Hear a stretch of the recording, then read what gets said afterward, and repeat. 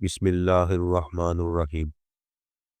الحمد للہ رب العالمین، والصلاة والسلام علی سید الانبیاء والمرسلین وعلی آلہ واصحابہ اجمعین۔ محترم سامعین اکرام، السلام علیکم ورحمۃ اللہ وبرکاتہ۔ آج ہم بات کریں گے نماز کے بارے میں، کیونکہ رمضان کی آمد ہے۔ ہر طرف رمضان کی خوشیوں کے لیے رمضان کا انتظار کرتے کرتے الحمدللہ وہ مہینہ آ گیا۔ تو سامعین کرام، یہ مہینہ ہے نیکیاں لوٹنے کا، زیادہ سے زیادہ اجر ثواب کمانے کا۔ ہر انسان چاہتا ہے کہ میں زیادہ سے زیادہ عبادت کروں، زیادہ سے زیادہ اللہ کا ذکر کروں، زیادہ سے زیادہ قرآن پڑھوں۔ تو سب سے پہلے نماز آتی ہے، کیونکہ نماز کے بغیر یہ چیزیں نامکمل سی لگتی ہیں۔ تو بہت سارے لوگ ایسے ہیں جو الحمدللہ نماز پڑھتے ہیں، اور بہت سارے ایسے بھی ہیں جو نہیں بھی پڑھتے۔ تو کیا ہم نماز کو سمجھ کر پڑھتے ہیں؟ ایک انسان جب صبح کو اٹھتا ہے، ٹھنڈے پانی سے وضو کرتا ہے، اتنی سردی ہوتی ہے کہ اٹھنے کو دل نہیں کرتا، تو اس کے باوجود وہ اٹھتا ہے، وضو کرتا ہے، اس کے لیے پھر مسجد جاتا ہے، بعد میں جا کے نماز پڑھتا ہے۔ وہ کتنی تکلیف اٹھانے کے بعد جا کے نماز پڑھتا ہے۔ لیکن بعض انسان ایسے ہیں جن کو یہ بھی پتہ نہیں کہ ہم کیا سن رہے ہیں، اللہ تعالیٰ ہم سے کس طرح مخاطب ہے، ہم کہاں کھڑے ہیں۔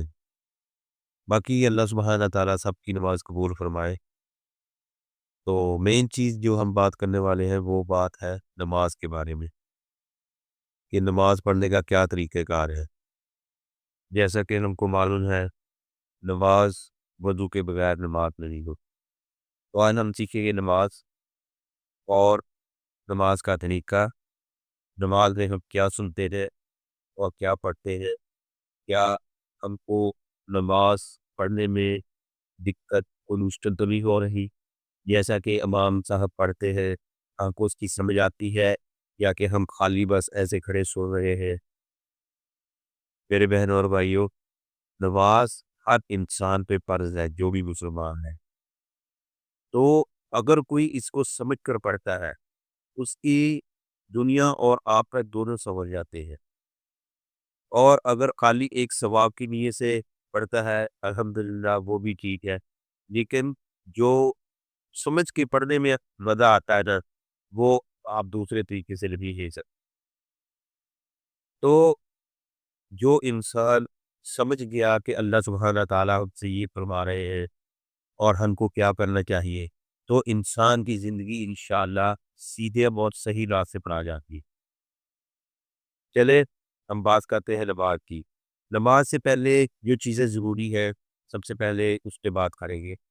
انسان کا پاک ہونا بہت ضروری ہے، انسان کے کپڑے پاک صاف ہونے چاہیے، اور جہاں پہ نماز پڑھنی ہو وہ جگہ پاک صاف ہونی چاہیے۔ اور اگر جماعت میں ساتھ نماز پڑھیں تو بہت زیادہ ثواب ہے، 27 نمازوں کا ثواب دیتا ہے۔ اور باقی الحمدللہ اللہ تعالیٰ کی ذات قبول کرنے والی ہے، یہ کسی کی بھی بندہ نہیں کہہ سکتا۔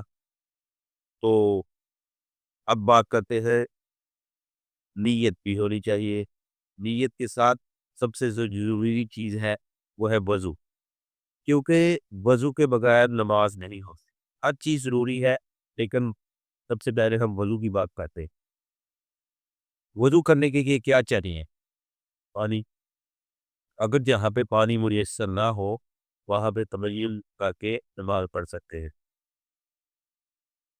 چلے الحمدللہ، وضو کا طریقہ سب سے پہلے نیت وضو کی جائے، اور اس کے بعد ہاتھ دھوئیں پانی کے ساتھ۔ ہاتھ دھونے سے پہلے سب سے پہلے بسم اللہ پڑھی جائے، جیسا کہ کوئی بھی کام شروع کرنے سے پہلے انسان جو ہے وہ بسم اللہ الرحمن الرحیم پڑھتے ہیں، لیکن جب وضو کو شروع کیا جائے تو صرف بسم اللہ پڑھنا چاہیے، یعنی کہ بسم اللہ اللہ کے نام سے شروع کرتا ہوں۔ اور ہاتھوں کو دھونے کا طریقہ، پہلے دونوں ہاتھوں کو ایک دوسرے میں پیرس کا اچھے سے دھوئے، اور اس کے بعد پھر کلی کریں۔ کلی کا جو عمل ہے یہ 3 بار ہے، 3 بار سنت کا ہے، تو پانی کو اچھے سے منہ میں گھمائے۔ کلی کے بعد باری آتی ہے ناک کی، ناک میں پانی ڈالنا، اچھے سے صاف کرنا، یہ بھی 3 بار ہے، 4 بار کرو گے تو یہ مقروء میں ہو جائے گا۔ اس کے بعد ہے چہرہ دھونا، چہرہ اچھے سے دھوئے، پیشانی، ماتھے پہ اور کالوں تک، اور نیچے چوڑی جو ہوتی ہے وہاں تک اچھے سے دھوئے، اگر داڑھی میں ہے تو اس کو بھی پوری طرح گیلا کرے، اور اس کے بعد پھر ہم اپنے ہاتھوں کو دھوئیں گے۔ ہاتھوں کو دھونا ہے کوہنیتا، مکمل، پہلے دایاں ہاتھ پھر بایاں ہاتھ، مکمل دھونے کے بعد پھر ہم باری آتی ہے مسح کرنے کی۔ ہاتھوں کو دونوں کو ایک ساتھ پکڑتے، یعنی کہ شہادت کی انگلی اور دوسری طرف کی انگلی کو آمنے سامنے رکھتے، دونوں ہاتھوں کو پیچھے کی طرف لے جائے، اور پھر پیچھے سے آگے کو لے جائے۔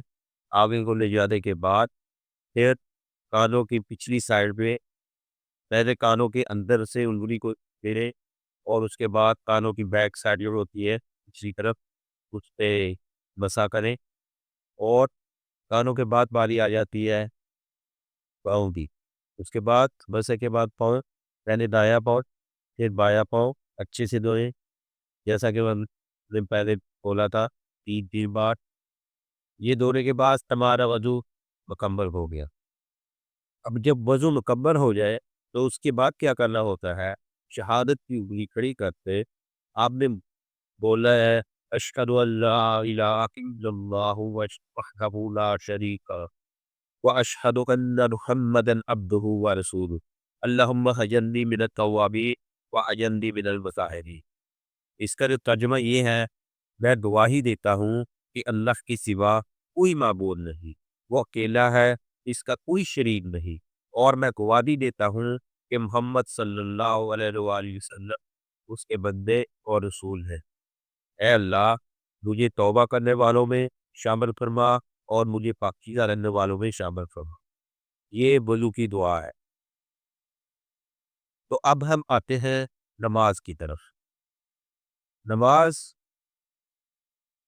اگر انسان مثلا کوئی بھی چیز ہے اس کی پہلے نیت ہوتی ہے، نیت تو شاید وہ دل میں ہوتی ہے، منہ سے کہنا ضروری نہیں ہوتا۔ بعض انسان کہتے ہیں کہ نہیں، کہ لا بھی منہ سے کہنا چاہیے، ٹھیک ہے، کہتے ہیں نا کہ میری نیت ایسی تھی لیکن میرے منہ سے نکل گیا میری نیت ایسی تھی۔ یہی چیز ہے عمل کا ہزاروں بتا نیت پر۔ اچھا، سب سے پہلے نیت کرتے ہیں مثلا 2 رکعت پڑھنے، ہم دل میں نیت کر لی اور نماز کے لیے کھڑے ہو گئے۔ اب سب سے پہلا جو لفظ ہے وہ کہیں گے اللہ اکبر، یعنی اس کے معنی بنتے ہیں اللہ سب سے بڑا ہے۔ اس کے بعد ہم ثنا شروع کریں گے، اگر تو فرض نماز ہے تو ثنا ہے، اگر نفلی مثلا سنت ہے یا نفل ہے تو ثنا کے بغیر یعنی سورۃ فاتحہ سے شروع ہو۔ ثنا میں ہم پڑھتے ہیں سبحانک اللہم و بحمدک، یعنی کہ اگر ایک ایک مثلا جیسے بندہ لائن پڑھے اس کا ترجمہ بنائے انسان کو، تو بندے کو پوری طرح سمجھ آ جاتی ہے کہ نماز میں اب یہ کہہ رہے ہیں اور یہ سن رہے ہیں۔ مثال کے طور پہ جیسا کہ سبحانک اللہم و بحمدک، اس کا مطلب ہے اے اللہ تو پاک ہے اور میں تیری حمد بیان کرتا ہوں، وتبارک اسمک، اور تیرا نام بہت بابرکت ہے، وتعالی جدک، اور تیری شان بہت بلند ہے، ولا الہ غیرک، اور تیری سوا کوئی معبود نہیں۔ تو بہنوں اور بھائیوں، غور کریں، نماز شروع کرتے ہی ہم کیا کہہ رہے ہیں؟ اللہ سبحانہ تعالیٰ کی پاکی بیان کر رہے ہیں۔ اس کا مطلب ہے اے اللہ تو ہر عیب سے پاک ہے، بھکتی مجھ سے ہوتی ہے، اللہ سبحانہ تعالیٰ کی تعریف کر رہے ہیں، دل میں عاجزی پیدا ہوتی ہے، غرور ختم ہوتا ہے، اور غرور بڑا گناہ ہے۔ اللہ کی بزرگی مان رہے ہیں، بندے خود کو چھوٹا سمجھتا ہے، توبہ کی کیفیت پیدا ہوتی ہے، لا الہ غیرہ، دل سے شرک، دنیا کی محبت، غیر اللہ کا خوف نکلتا ہے۔ حدیث میں آتا ہے کہ جب بندہ خشوع کے ساتھ نماز پڑھتا ہے تو نماز اس کے پچھلے گناہوں کا کفارہ بن جاتی ہے۔ صغیرہ گناہ صدر نماز کی ابتدا ہے، یعنی آپ اللہ کے سامنے جھکنے سے پہلے اپنے دل کو صاف کر رہے ہیں۔ یہ ایسے ہے جیسے آپ بادشاہ کے دربار میں جانے سے پہلے اپنے کپڑے صاف کرتے ہیں۔ صدر کے بعد باری آتی ہے سورۃ الفاتحہ کی۔ سورۃ الفاتحہ اس کے بغیر نماز نامکمل ہے، بلکہ یہ کہہ لیں کہ نماز ہی نہیں ہے۔ جس انسان کو سورۃ فاتحہ نہیں آتی وہ لازمی ہے کہ سورۃ فاتحہ یاد ہے، کیونکہ اس کے بغیر نماز نہیں ہے۔ تو سورۃ فاتحہ میں ہم جو پڑھتے ہیں وہ یہ ہے: الحمدللہ رب العالمین، یعنی ترجمہ سب تعریفیں اللہ کے لیے ہے کہ تمام جہانوں کا پروردگار ہے۔ پروردگار اب اکثر بولتے ہیں، یعنی کہ الحمدللہ رب العالمین، رب بولتے ہیں پالنے والے کو، پروردگار کو، اور پالتا ہے رب کو اللہ سبحانہ تعالیٰ۔ اللہ سبحانہ تعالیٰ بھی ذمہ ہے کہ ہر انسان کا رزق اس کو پہنچانا، تو کیوں نہ ہم پھر اس کی تعریف بیان کریں۔ سب جہانوں کا پالنے والا ہے، ہم تو کسی ایک کو بھی نہیں پال سکتے، لیکن ماشاءاللہ اللہ سبحانہ تعالیٰ سب جہانوں کا پالنے والا ہے۔ الرحمن الرحیم، یعنی وہ نہایت مہربان اور رحم کرنے والا ہے۔ مالک یوم الدین، قیامت کے دن کا مالک۔ ایاک نعبد و ایاک نستعین، یعنی ہم تیری ہی عبادت کرتے ہیں اور تجھی سے مدد مانگتے ہیں۔ اہدنا الصراط المستقیم، اے اللہ ہمیں سیدھے راستے پر چلا۔ صراط الذین انعمت علیہم غیر المغضوب علیہم ولا الضالین، یعنی ان لوگوں کا راستہ جس پر تو نے نیک تلاوت کی، نہ ان لوگوں کا جو تیرے غضب کا شکار ہوئے اور نہ گمراہوں کا۔ آمین۔ اور اردو فتح کے بعد ہم اس کو تھوڑا سمجھ لیتے ہیں۔ جب انسان پڑھتا ہے بسم اللہ الرحمن الرحیم، اس کا ترجمہ یہ ہے: اللہ کے نام سے شروع کرتا ہوں کہ آج مہربان اور مدد کرنے والا ہے۔ دل میں کیا محسوس کرے؟ جب آپ بسم اللہ کہتے ہیں تو گویا اعراض کرتے ہیں، یا اللہ میں اپنے زور پر نہیں، تیرے نام کے سہارے شروع کر رہا ہوں۔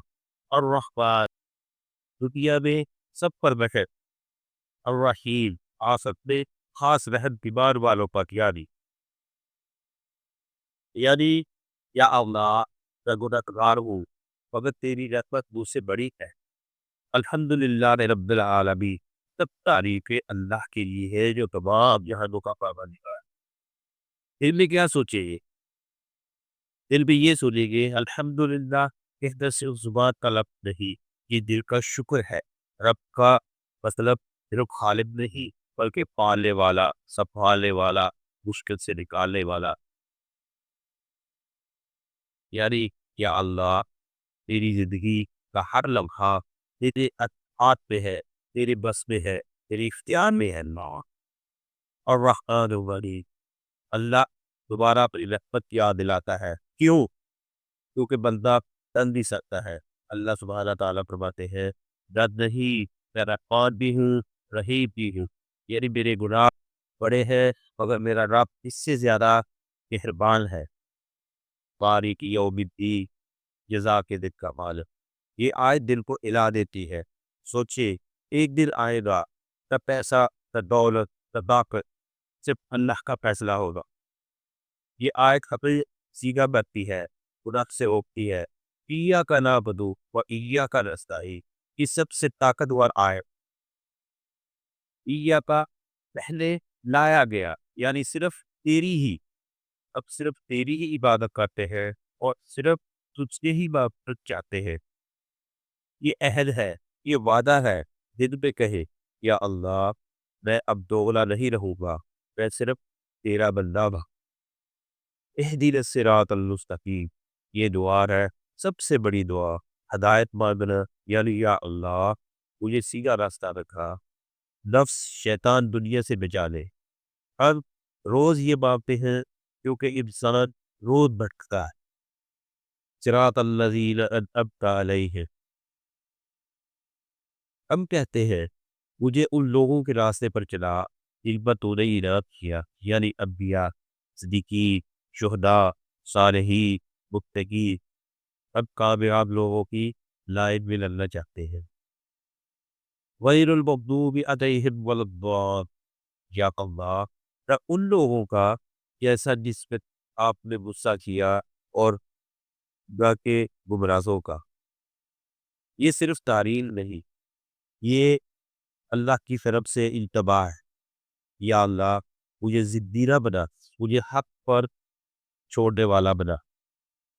یعنی کہ انسان عاجزی کے ساتھ اللہ سبحانہ تعالیٰ سے مانگتا ہے، جیسے اس کے نبی پیغمبر صحیح راستے پہ چلتے تھے، اسی راستے پہ چلا اور ان لوگوں کے راستے پر نہیں جن پر تیرا عذاب آیا اور جن سے تو ناراض ہوا اور جن کو دنیا و آخرت کے لیے عبرت بنا دیا۔ حدیث قدسی میں ہے، جب بندہ کہتا ہے الحمدللہ رب العالمین، اللہ فرماتا ہے تیرے بندے نے میری تعریف کی۔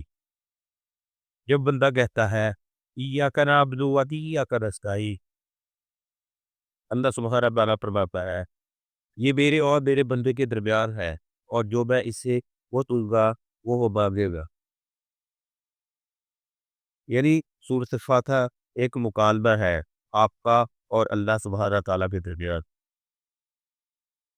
جب فجر میں پڑھے تو ایسے پڑھے، جلدی نہ کرے، ہر آیت کے بعد 1 سیکنڈ رکے، دل میں اس کا مطلب سوچے، آپ دیکھیں گے نماز بدل جائے گی، آنکھیں بھیگ جائے گی، دل نرم ہو جائے گا۔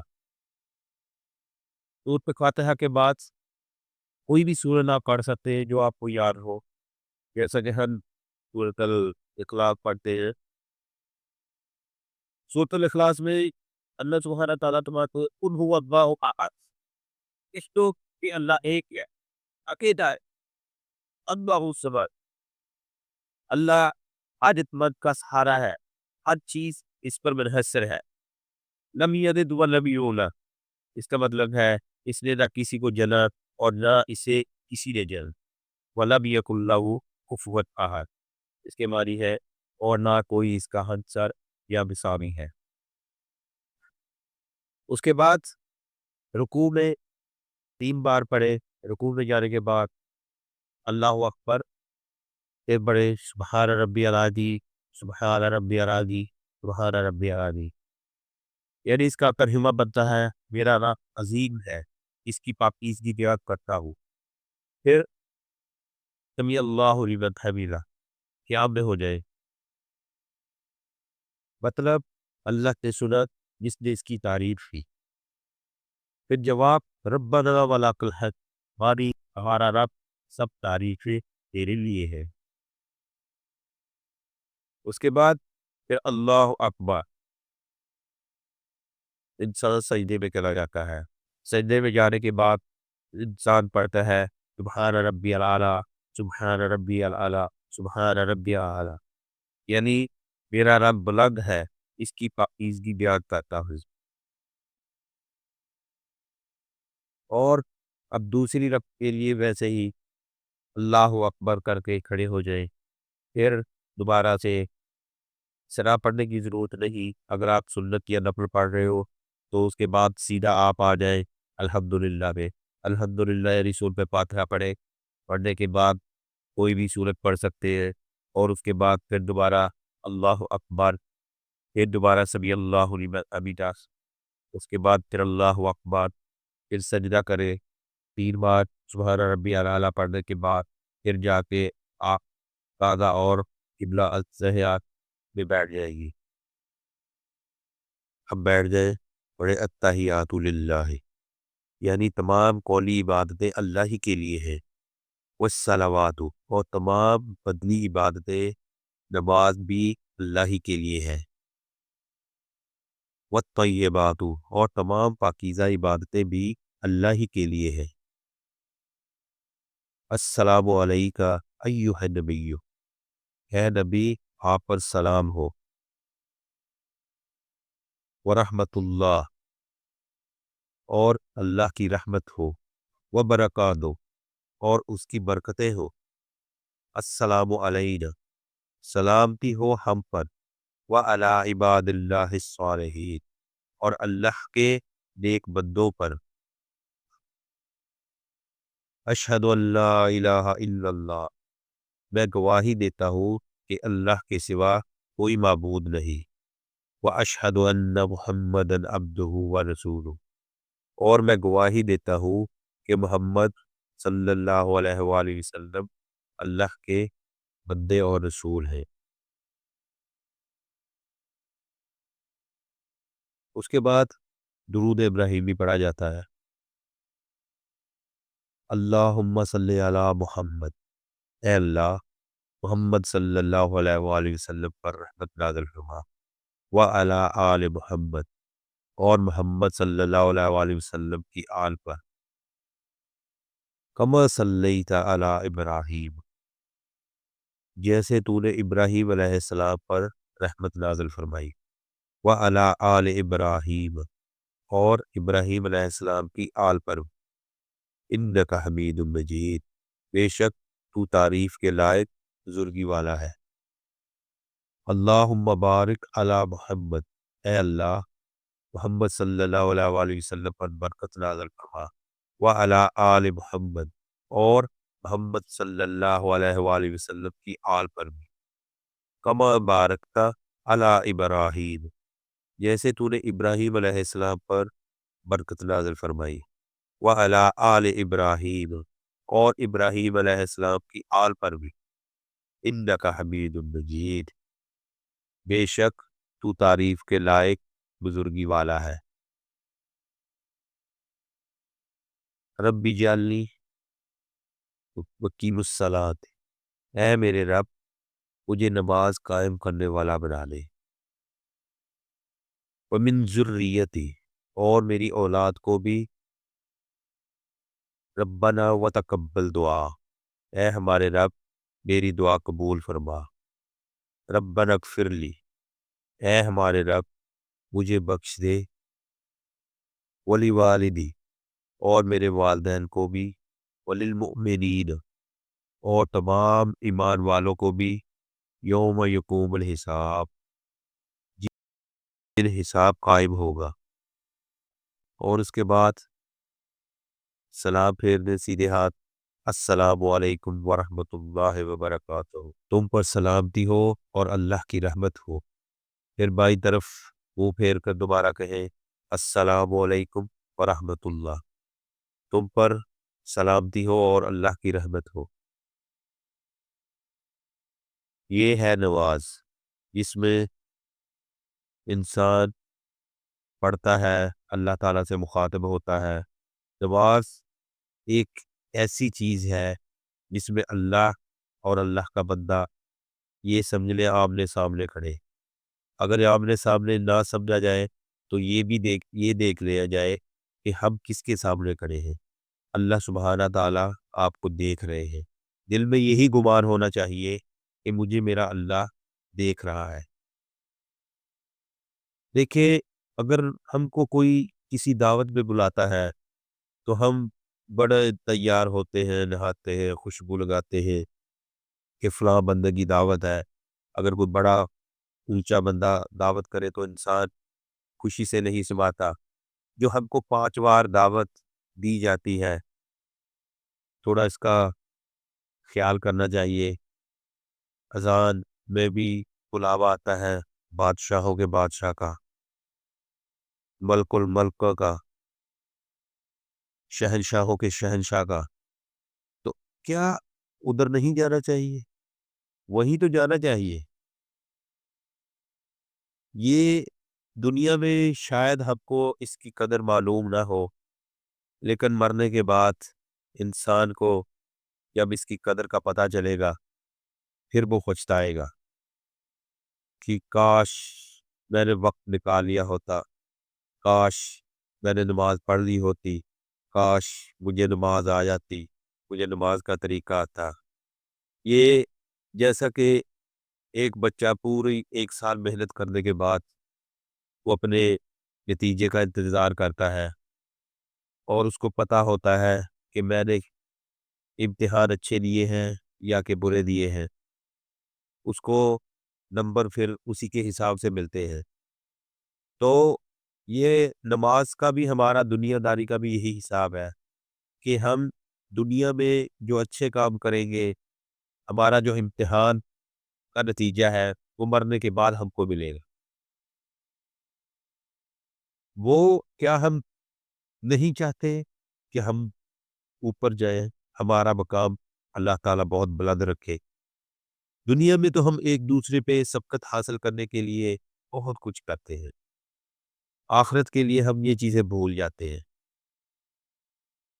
تو اللہ تعالیٰ سے یہی دعا ہے کہ اللہ تعالیٰ ہم کو اور آپ کو سب کو صحیح دین پہ چلنے کی توفیق عطا فرمائے، اور راستہ صرف اور صرف اللہ کا ہو، اسی پہ چلنے کی توفیق عطا فرمائے۔